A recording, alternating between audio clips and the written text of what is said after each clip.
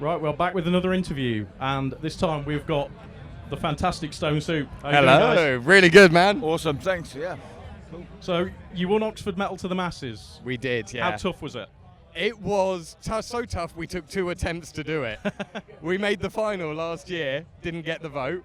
This year we came back with a vengeance, ready to do it, with a bit of support behind us, and we smashed it. We've got nothing but good things to say about the Metal to the Masses people and the people who put it on. 2 years in a row, we had an amazing time. All credit to those guys. They put on a hell of a competition. It was amazing. And we watched your set earlier, but what was the set from your perspective?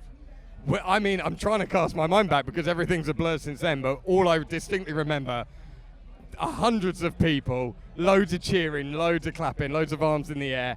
They were right behind us the whole way, weren't they? That's right, the energy coming off the crowd was absolutely perfect. Brilliant. We're on cloud 9. We're buzzing. And because the band's been around for quite a while, and you've got 2 albums under your belt already, That's right, yeah. does it feel it's becoming easier, the whole process behind it? I don't know about easier. I think the way I describe it is we're sort of putting big tick lists off of our to-do list.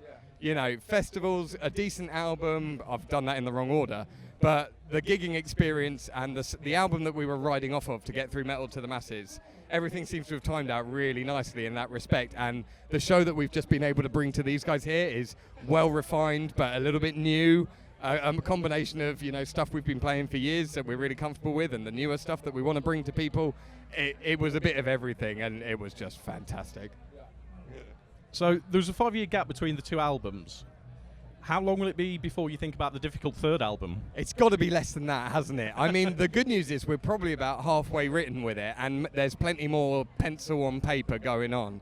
It's a tough balance, I'm sure, for all bands to find the right balance between dedicated time writing and time spent towards, you know, doing the shows and getting yourself out there, coming to stuff like this.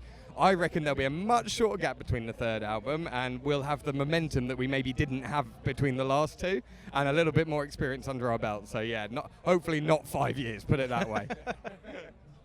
Yeah, I hope it's a lot quicker than that. Yeah. So, are you staying here all weekend? And if so, who are you watching? We've been here. Well, Chris, when did you get here? I've been here since Wednesday. Early bird. Yeah, oh God, yeah. Yeah, I've been here since Wednesday. Well, who am I going to go and see? I don't know. We've ticked 2 of the big names off. It was Green Lung and Clutch yesterday were our must-sees. And both sets were just so spectacular. And we were really glad that Clutch were playing this year because we've been able to say to people, if you like that sort of sound, you're going to like us as well. And there's so many people wearing Clutch shirts, we thought, yeah, do you know what? If you like Clutch, you're going to like Stone Soup. I think that's a guarantee, yeah. And where can people watch you next? So we've got a couple of smaller gigs going on. We're in our local pubs around Hampshire, putting in the hard work.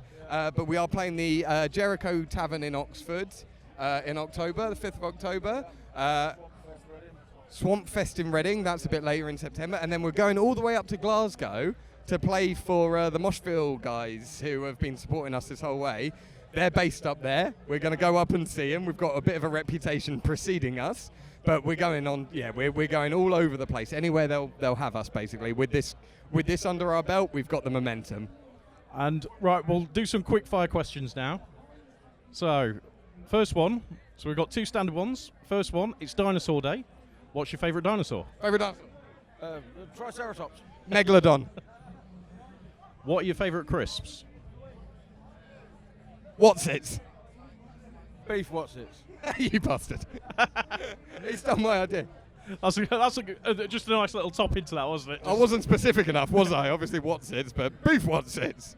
And the flaming hot ones are pretty bloody good as well. So we'll take them. Okay, let's see what comes out of the bag. Oh, bad question. What would be your death row meal? You get a starter, a main, a dessert, and a drink. You got one ready? Go on. I'll have 28-day aged beef. No. Beef Wotsits. Beef Wotsits. No, I'll starter of something snappy. I'd have maybe a bit of melon. Then I'd have a really small meal. And then I'd have a really small pudding. And then I'd just be like, oh, come on and get on with it. Oh, just now. Then it's drinking time. I'll say it's got to be soup for starters, hasn't it? You know, maybe not Stone Soup, but some sort of soup. Definitely. I love me a lasagna. Lasagna. If this is death row and it's the last thing I'm eating, it's going to be oil and cheese. So that'll do me just fine. And then, I don't know, piles of ice cream for a dessert. If it's my last thing on earth, I don't care about the brain freeze or the IBS the next day. So I'll put about 3 litres of ice cream will do me. What has been your most random tour or gig incident? Random gig incident. It's got to be the police, right? So we played with a brilliant band called Gutlocker. We played the Irish Bar, which is the Irish Centre in Basingstoke, which is essentially just like a community hall social club. And we made so much noise that the old Bill got a little phone call. We never saw them. They were very good. But we weren't even the loudest band. We played and the police got called, and then Gutlocker came on and tore the roof off the place. And it was kind of awkward all night, but you know what? We felt pretty safe in an Irish centre, didn't we, against the police? So yeah, that's a memorable one, that. And final quickfire question then. What song do you wish you'd written? Freebird. Freebird, yeah. Good, Freebird for Chris. Song do I wish I'd written? Oh my God, that's really good. It's going to be really niche, but I'm going to say there's a song called Crumbling Castle by a band called King Gizzard and the Lizard Wizard. Anyone who likes them will be obsessed with them. And that song is everything I hope to achieve in songwriting. It's beautiful. And there's harmonica. Of course, it fits. Yeah, it's perfect. Fantastic. Thank you so much for your time, guys. It's been an absolute pleasure. Same here, man. You too. Thank you, man. Cheers.